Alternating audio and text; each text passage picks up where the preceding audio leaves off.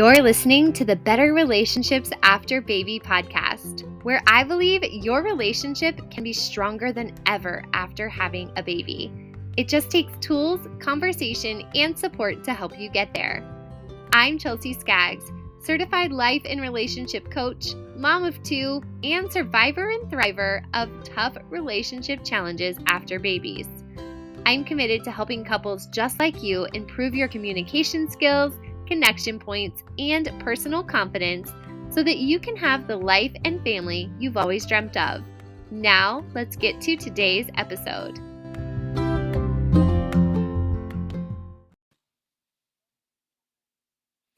Welcome back, parents. I am really excited to dive into this week's topic and to share our guest with you this week. Something that I was completely underprepared for was how much my just personal identity and confidence would take a hit after entering motherhood. A lot of floundering, trying to figure out who I was, swimming through the sea of Instagram comparisons and trying to keep up with all the pressures of being a mom. And it wasn't until a couple of years down the line that I really put two and two together to realize that it was also impacting my relationship. It was impacting the way that I did or did not connect with my husband, the way I presented myself, the way I thought about myself during intimacy, social gatherings. I mean, so many things. So that is why I'm super excited to introduce our guest tonight. It is Alisha Skeel. And if you guys know the kind of person that you're just like, please let me be around them because their energy permeates and helps me to be a happier person, that is what Alisha's like. And it is no coincidence that she is going to be talking about confidence and how our personal confidence impacts our journey in motherhood and also the journey of our relationship as we become parents. So, Alisha, I'm going to pass over to you and let you tell us a little bit about yourself, your family, and your work before we get into some of the juicy conversation around confidence. Thank you so much, Chelsea. I'm so excited to be chatting with you about this today. One topic I feel like I would have never dreamed of speaking on was this 5 years ago. But yes, I am Alisha. I am a mom. I am a wife. I am a friend to many wonderful humans. And I'm also a self-discovery and confidence coach. So how coincidental that I'm speaking here today.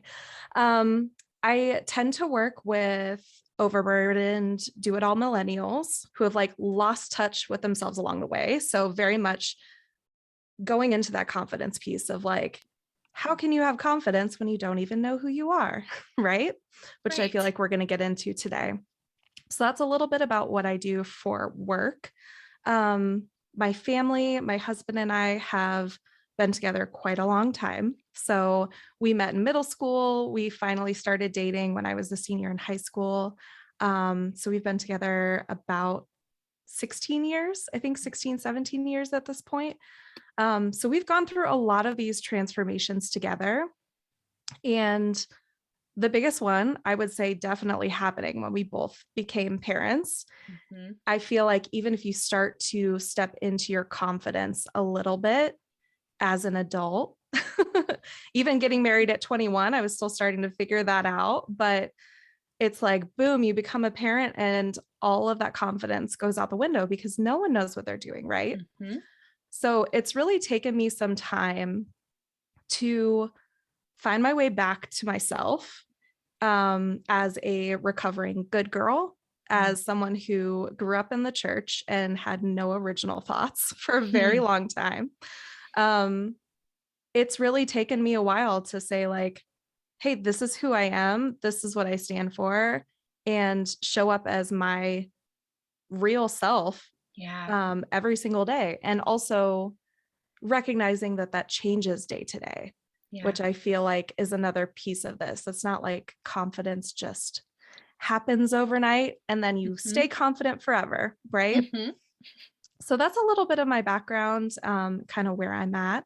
But I am so excited to chat through this with you today. Oh my gosh, me too. And for our listeners, I was just telling Alicia before we started recording that today, coincidentally, was a day for me where I was like, man, I have done so much confidence work. And it just has kind of hit me today with some of those same doubts and fears and voices in my head. And so I think it's really important what you said, that we are on this continual journey and we make so much progress when we're able to really focus our intentions and return back to ourselves. I love how you said that.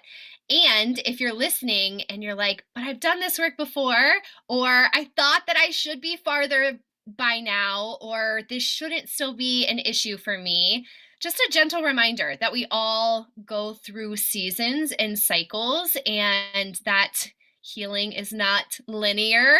And Mhm. we get to kind of ride the waves and get a little better at staying on the board as we ride the waves every time. Yes. Yes, exactly. So, you recently shared a post and you were talking about, it was a picture of you as a little girl and you were just like fiery and excited. And there was no doubt that it was you in the picture. Yep. And you were talking about the years that it took to reawaken or reconnect with that version of you. Why did you write that? Like, what brought about that reflection? And why do you think that this kind of version of our younger selves comes to play? Yeah, I mean, I am a firm believer in the fact that we all have this little version of us living inside that was just this magnificent version of who we were before the world got to us. Mhm. So it's like that was the version of me. I think I was maybe 5 years old in that photo. We were, baking cookies and I had my hands all like up in the flour and I was just like having the best time. And it was just so clear to me that that was before I started believing that I wasn't good, that my body wasn't good, that I should be quiet, that I should be small. All of these things that these people around me were telling me Mhm. through the media, through, all of these different types of stories, not just from people I trust, but from society. You Mhm. pick up so much as you grow. And you believe that it's normal and that that's what it's supposed to be because you don't have anyone telling you or showing you, sometimes modeling for you anything differently. Yeah. So that was the version of me. And just seeing that photo, it just like brought up this bubble of like, oh my gosh, I see you. You're still in there. Mhm. We're starting to reconnect. And it can be painful sometimes to touch back on that part of yourself because you feel a little bit sometimes like you've maybe betrayed them or let them down or all of these different things. So really taking the time to say hello to your little self and try and remind Mhm. yourself of like, hey, remember when this was just really fun before people told us we weren't good at it or this is stupid, why do you like this? Mhm. And really just exploring that with curiosity can be a Mhm. really wonderful experience in getting back to yourself. Yeah. Yeah. That curiosity and that almost awe of ourselves in that way is so precious. And I know that that happens through many seasons of life, but I want to talk specifically about entering motherhood. And I wonder if you have any memories of what your confidence kind of story and evolution was through becoming a mother. Yes. Oh gosh, absolutely. So I would say that I am, anyone who knows me, I feel like knows that I am a planner through and through. I love to plan, I love to research, I love to have everything in my head before something happens. And motherhood was no exception to that. I feel like I read every book, I listened to every podcast.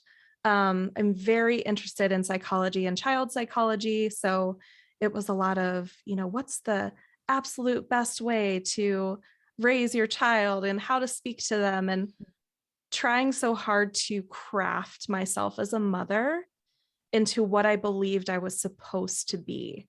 Mm-hmm. And looking back in a way, I feel like I really admire my husband because he was terrified to become a father. He did little to no preparation, and I say this lovingly about him, but he just showed up and he was there and he did it. And he did it the best that he could every day. He paid attention to supporting me. And I think looking back, it was like this interesting dichotomy between the two of us. And this also sort of sums up our relationship. He just goes with his gut and Mm-hmm. he gets in there and he does it and he figures it out as he goes. And I'm very much but this is how it's supposed to go. And then I get disappointed because why isn't it going this way? Why isn't this easier? Why Uh-huh. isn't this all playing out in this specific way? Uh-huh. And that I feel like sums up the first 3 years of motherhood for me. Nothing at all went the way I expected. My birth did not go as planned. I have a child who I adore, but is very, very challenging for me. Mm-hmm. That never crossed my mind. I just was so sure that I would have a child that would connect with me and be just like me, and we would be best friends and it would be easy, Yeah. right? Yeah. No idea where that story came from, but it totally shot my confidence. I Mm-hmm. mean, I think I wanted to go into it and I was so excited when I was pregnant to become a mom. I'd Mm-hmm. always wanted to become a mom, right? It was like also another should in my head.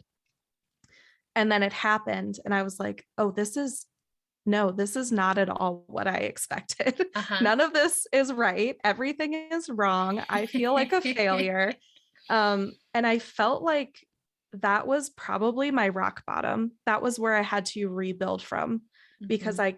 I completely lost myself in what I felt like was my failure as a mom. Yeah. And I didn't know who I was outside of that. It's like Yeah. all of my life had been leading up to that point.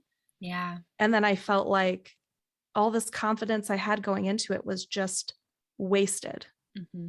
Why be Mm. confident at all? Right? Yes. Okay. I definitely want to pick up back on the story and what happens next and how you have grown and been really intentional about that. But I want to pause on something that you said because it made me think of how we might have two stories or two versions of confidence. I heard you talk about earlier the kind of return to self, learning your voice.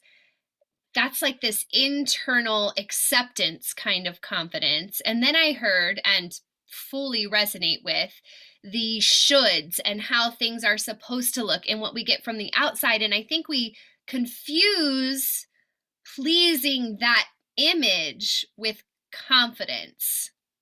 Yep. Yep. Absolutely. I never thought of it that way until you said that, but I think of the times where maybe I've even thought like, "Oh, I'm really confident in this because I'm really good at it," and it was still this like internal disconnect, but I was satisfying this external picture that I had in my head and trying to say that that was confidence. Yes, such a good point. And I had never even considered that until you said that too. I mean, the idea of confidence in general, I feel like is people make it out to be this big thing, like this big show and almost like a little bit selfish in a way. Like if Mm-hmm. someone's confident, you assume they're selfish. And most women would cringe at the idea of being selfish. I mean, Yes. God forbid that we are selfish. Yeah. Um, so yeah, that is a really, really interesting insight to kind of separate the two and understand that true confidence really is coming from you Yeah. knowing, like you're knowing who you are, what you stand for, what you value. So you can show up in those situations and say, I don't need to please these shoulds. Mm. Man, but is that not like literally the hardest? Like I'm having like a gut body reaction, even though I know that I've worked Yes, on that. But there's like this, like, oh, but they're not going to like me, but I'm not going to make them happy, but I'm not going to fit in, or I'm not going to fit the mold. And, I think we have, some similar upbringings as far as being people pleasers and taking on outside stories and truths and just kind of rolling with it. And so busting out of that can feel like a wrestling match.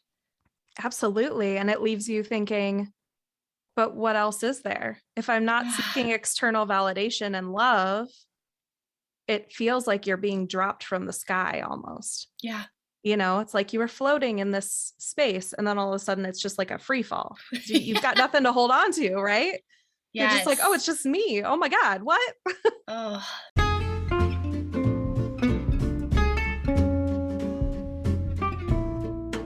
This episode is sponsored by Good Clean Love.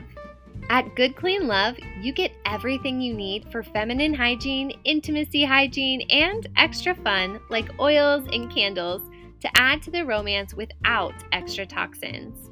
If you have not looked at the toxins and ingredients that are in many feminine and hygiene products, including lubrication and beyond, you have to figure out what you're putting in and on your body and make some better choices because you deserve it.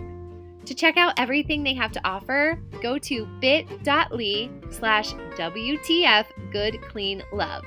That's bit.ly/WTF Good Clean Love. You can also find that link in today's show notes. Yeah, absolutely. What's that been like for you?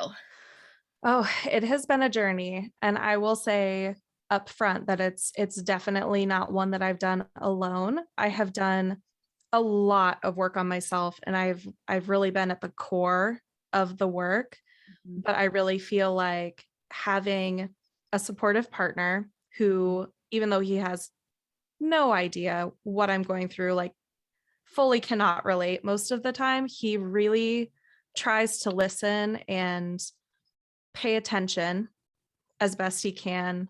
Um, he's been a huge help in this process. Um, and my community, like I feel like I've been really lucky to have some really wonderful friends who have challenged me and pushed me and just held me when I needed it. Mhm. Um, but there were a lot of times I still did with all of that support feel very alone in this Mhm. process because it really does fall on you. And what I'll say up front is it took me a long time to feel ready to do this work. Yeah. So that is one thing I always encourage people to do is like go at your own pace and like Yeah. also understand that you do need to have space to do this type of work because it is not surface level stuff. It Mm. really does require digging and it requires energy. But the payoff is immense. Yeah. So really hitting rock bottom there. Um, my husband pulled me up out of that. He, helped me. He mirrored me well Mm. to show me a couple things that like, he's like, hey, I've been noticing this has been happening. You seem really unhappy. You seem stressed all the time, just like reflecting a lot of that back to me. Mhm. And I remember just like losing it, just breaking down and having no idea what to do with any of that. Um, a big turning point for me was spending some time away Mhm. from both of them. So he Mhm. sent me to Chicago for 2 days to be with one of my dearest friends. And I remember standing on a street corner in Chicago with my friend, and it was just like a sunny day. And we were just standing there in like quiet with all these people around us. And it was like I saw myself come back into my body. It was the strangest experience. It was just like, oh, there you are. Mhm. Like I felt like I had been completely lost. Mhm. And then all of a sudden, I just needed a minute to remind myself, like, I am a woman, I am a friend, I am a human. Like, I have feelings, I have thoughts. People are interested in those things. I'm interested in those things.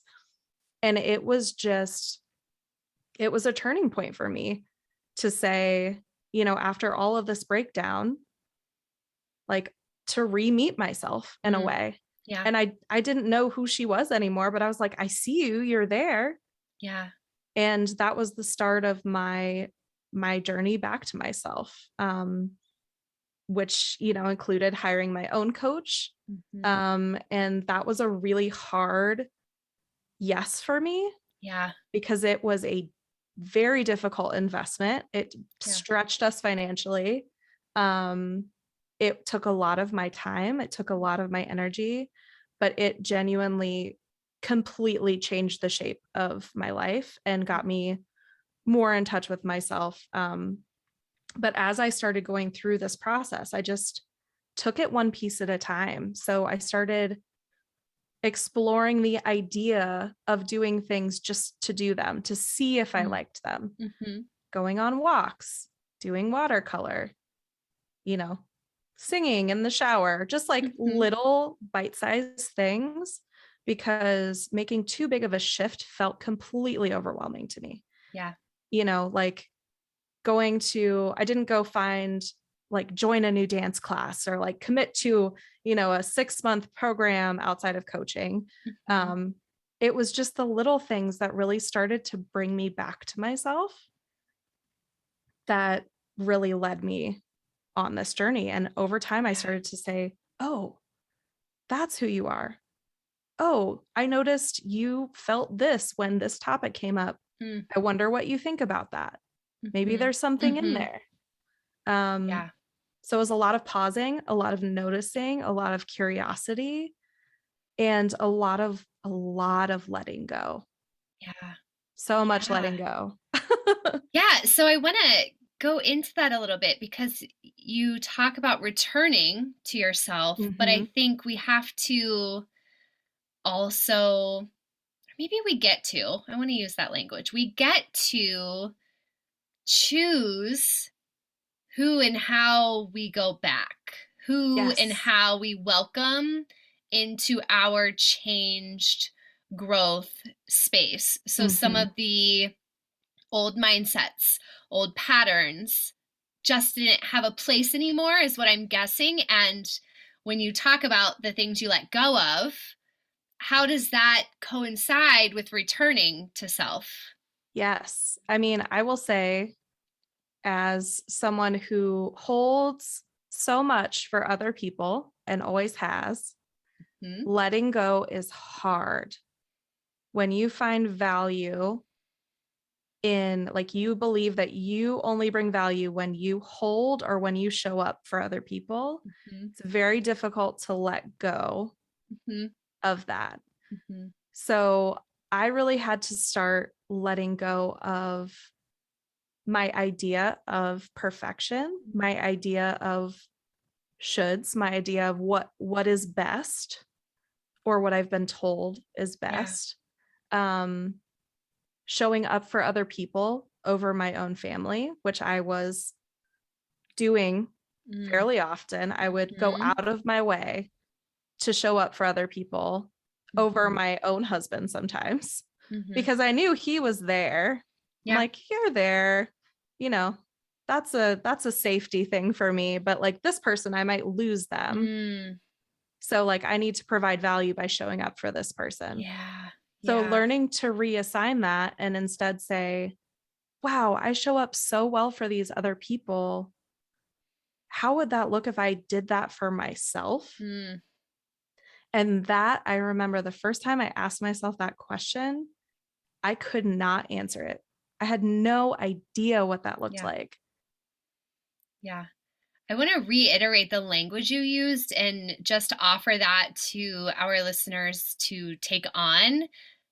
Reassigning. You are reassigning your energy. You are reassigning your priorities. You use that word and I thought that that was a really powerful way to frame that. So I just wanted to reiterate that. So you were talking about reassigning this energy and time and intention. And I think that's a good place to start to get into what this journey looked like on a relationship basis.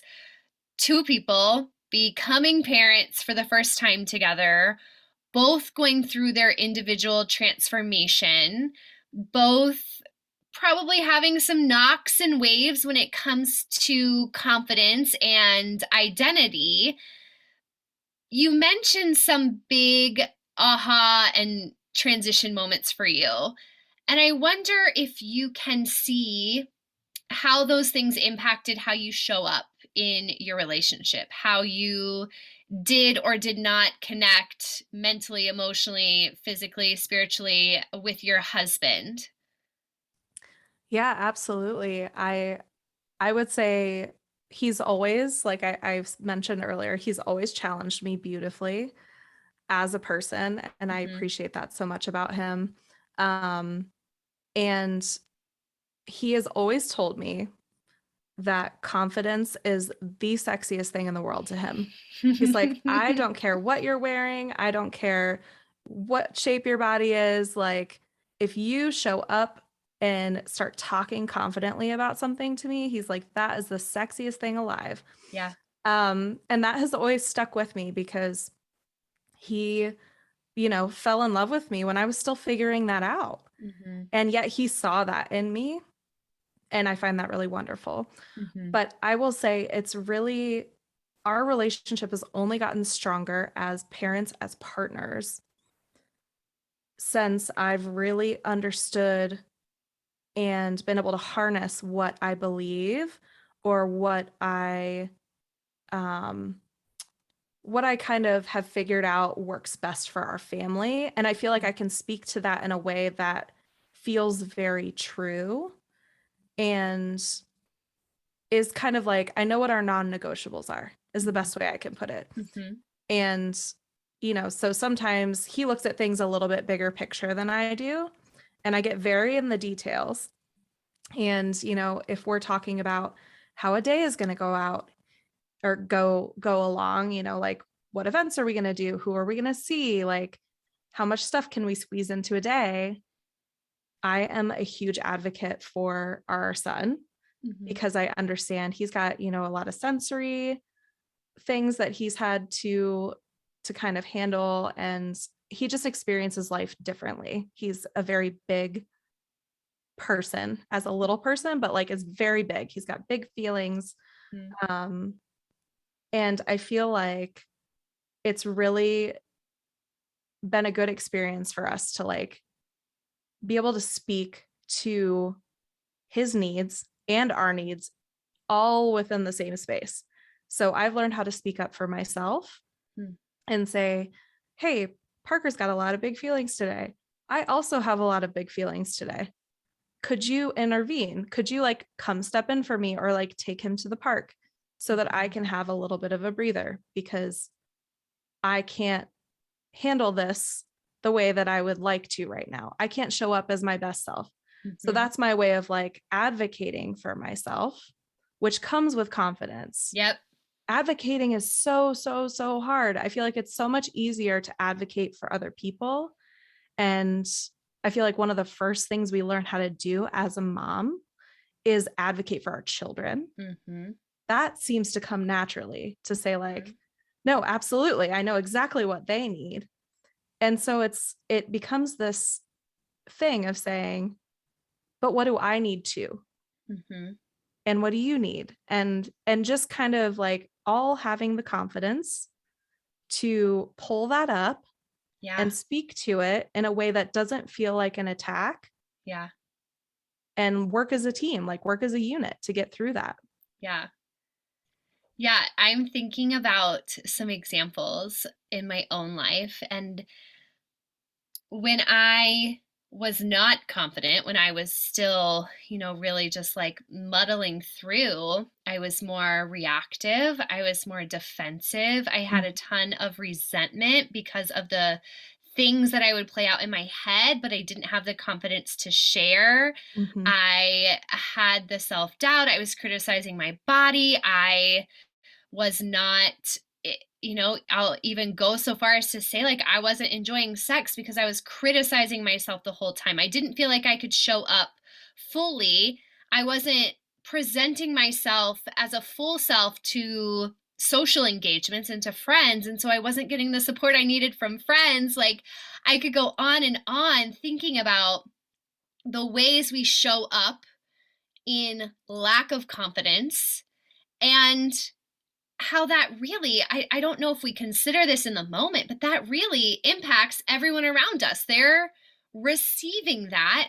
And sometimes we think like, well, I'm just going to be meek little me and I'm not going to be confident. Let everyone will be so glad. And it's the opposite, but it's so hard to see in the moment. Whereas you like confidence is sexy, like you said, and not only to our partners, but like to friends, to opportunities, to making, meeting a new mom at the park. Yeah. It has so many benefits, but we, I Mhm. think, hold ourselves back because we want to be the martyr, the meek, humble person. Yep. But it doesn't actually have the impact that we think it does to other people. Exactly. Yeah, absolutely. It is fascinating to see the shift that happens when you start showing up as yourself, like as an unfiltered version of yourself.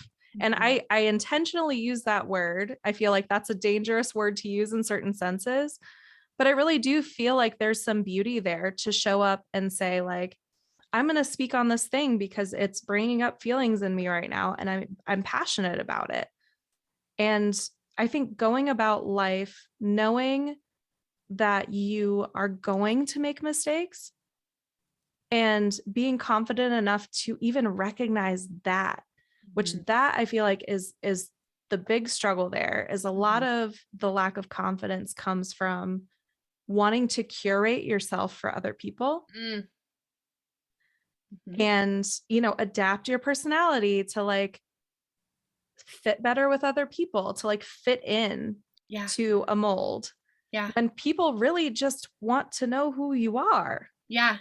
Oh my gosh. And that makes me think about how damn exhausting it is to constantly be thinking about what you think other people are thinking about you. Oh Like, my gosh, yes. so much wasted brain space. And if there's anything you don't have too much of Yeah. as a new mom, it is energy and brain space. And Yes. here we are using it over menial things. Yeah. It's really silly. It is a lot. I mean, it's amazing when you think about it, all of the brain space that so many things in your life take up. And I think that that's where it can Mhm. become really powerful to just start to notice Yeah. what you're thinking about every day. And not Yeah. in a judgmental way, but in a neutral way, like trying to bring some neutrality into it Yeah. and just notice and say, huh, I'm thinking about food a lot today. I'm thinking about, you know, how my kid needs to go to the doctor 6 times in the next month and how I'm going to make that work. And all of these different things we expend energy to, and realizing that you're choosing to spend your energy Mhm. there, whether you realize it or not. Mhm. You have Mhm. the opportunity to say, I need so, if your kid has 6 appointments coming up in the next month, great, write them down. If you need to get help getting there, if you need to like do all of these things, get it out of your head. The Mhm. more time that it's in your head, the less time you have to do things like Mm. advocate for yourself or know Yeah. even how you're feeling today. Yeah. Like even, you know, how many times have you skipped a day where you didn't even ask yourself how you were doing? Yeah. Yeah. No, this is so good. Okay, I want to do maybe two more things. One, I wonder if you would talk a little bit about how your husband has responded to seeing your growth in confidence. Like, are there notable benefits and just experiences you guys have had together because of that.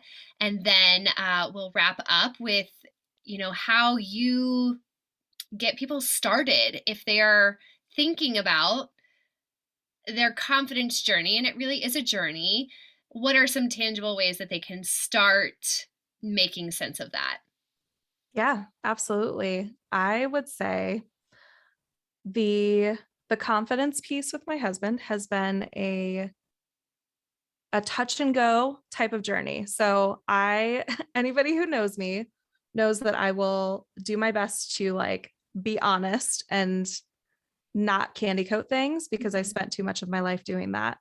Um a lot of times I would say I feel better in our relationship speaking my mind. I still doubt myself Mhm. fairly often when it happens because it feels so unnatural Mhm. to in the moment say like, hey, I don't think that's the right call. you know Mhm. Say he's dis- discipline's the wrong word, but say he's like interrupting something our kid is doing, and I'm like, hey, you don't fully get the context here, but like this is fine, what's happening right now is fine. And knowing that I am like bringing my confident educated self in that moment of like, I know what's happening here, I know the context, I need you to trust me, is essentially what I'm saying there. He does not always like that. Mhm. So like, bringing to this conversation the piece that like this isn't always going to be easy Yeah. to speak up, it's not always going to be welcome, but know that it is going to bring more honest conversations with your partner, and they'll know what you're thinking, Mhm. which is a huge help to a relationship. They don't have to wonder. Uh-huh. There's not this uncomfortable, steaming moment where you're both mad at each other, but you have no idea why. Mhm. You're not sitting there while something happens that you don't agree with, which causes underlying, detriment between the two of you. So Mhm. it really does have so much payoff in small ways, even if somebody ends up a little peeved in Yeah. the moment. What I think I hear you saying is that even though it may be hard for one partner, or it may not always be, a rosy conversation, you both know what you're working with. We're not doing this like elusive, what's the narrative in my head? What's the narrative in their head? We're not guessing here. You are respecting each other, I think, enough to both know what you're working with and working on. Yes. Yes, exactly. It really does come down to, I feel like, respect and Mm. honesty and just being upfront with one another.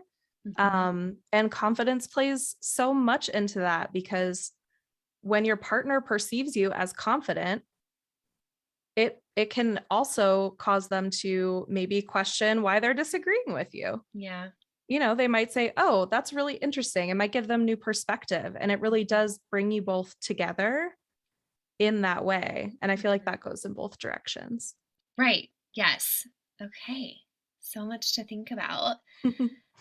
So for someone who's like, okay, I this is new to me. I was not taught to be confident. I was not taught to listen to my own voice, but I want to live a fuller expression of myself. Like that feels like a whirlwind. I'm grasping for straws. Like, how do I even start listening to my voice and returning to myself and gaining some of that confidence? Yeah, I mean, that's a great question. I will say, while everyone's journey is different, the biggest pieces that people typically jump off of is bringing some play and some fun back into your life. Hmm. So, I feel like when we become adults, we get so overwhelmed and things get so serious so fast, Hmm. right? Especially when you become a parent, like so much of it is so fun, but we feel so responsible Hmm. for this human that we're now constantly involved with every single day, right? Yeah. So, bringing a little bit of play back into your life and even exploring what that means to you Like if you don't know what is fun for you, start Yeah. there Yeah. because those little sparks, I feel like really start to ignite something in you where you can say like, "Oh, that really made me laugh," or "Oh my Mhm. gosh, like I felt so free," right? And you feel Mhm. these moments of that and you just start to explore. Mhm. So start with play, like really get in there and figure out what type of stuff just really brings me joy throughout the day. Mhm. Like, I love a good sunset. I will drive across town to have a good view of a Mhm. sunset if I can help it. Um, Little things like that that you can find without having to do a lot of hard work. Yeah.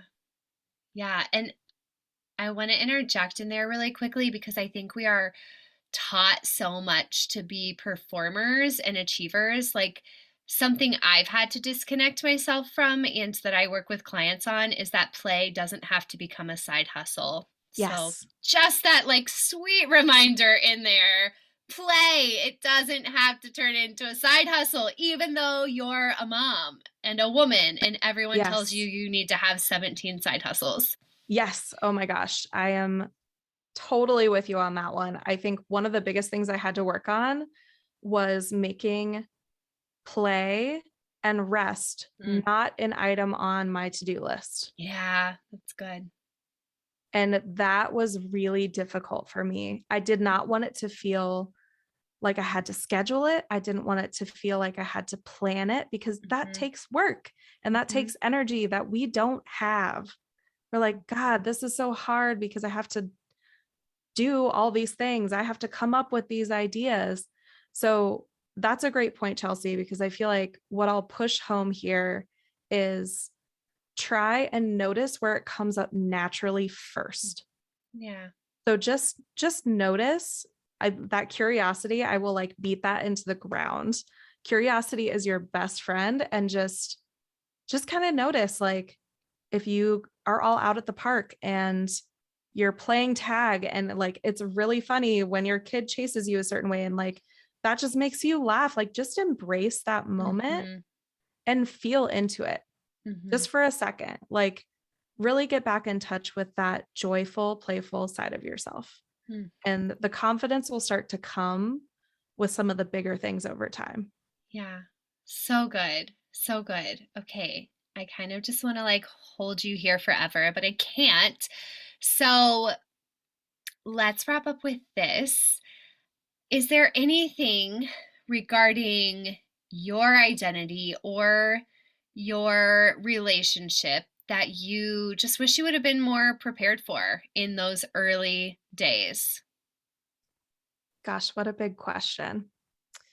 I think understanding that we are two separate human beings Mhm, that have our own journeys and our own struggles and confidence issues and it just understanding that while we are a unit, we are both first two individuals. yeah, And I think challenging each other in like loving ways mm, has been the most beautiful thing mhm, along the way because it's just, it reminds you, like being reminded of, hey, you're a person in there and you deserve to have a voice.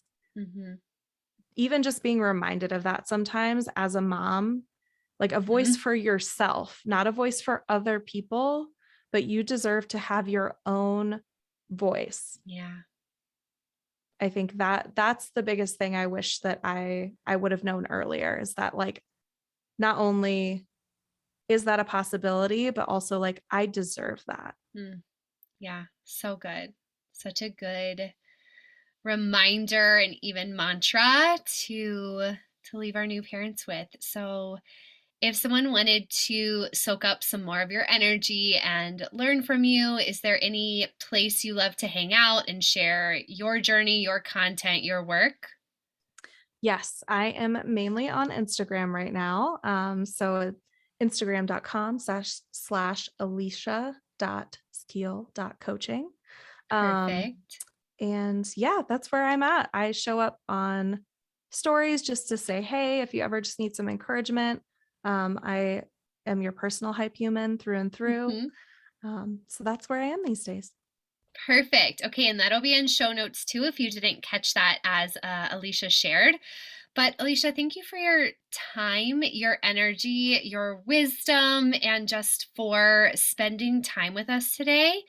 It really is so helpful and just encouraging to hear moms share their stories. Like, I really think that's what we owe each other is our stories and our connection and the reminder that we're not alone and we're not broken as we navigate this journey. So thank you for bestowing that on us tonight.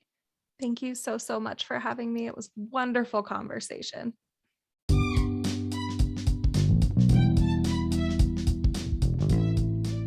If you've enjoyed today's episode, I want to invite you to explore coaching with me. I help my clients identify where they are, where they want to be, and what is standing in their way. And then we get to work changing mindsets, altering patterns, and developing the communication skills, connection points, and personal confidence you need to live the life that you want to be living and you deserve to be living the fullest version of yourself for your own experience and for your family.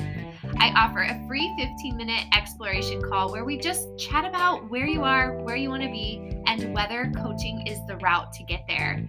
You can schedule that free call at bit.ly/WTFChels. That's bit.ly/WTFChels. And I cannot wait to chat with you.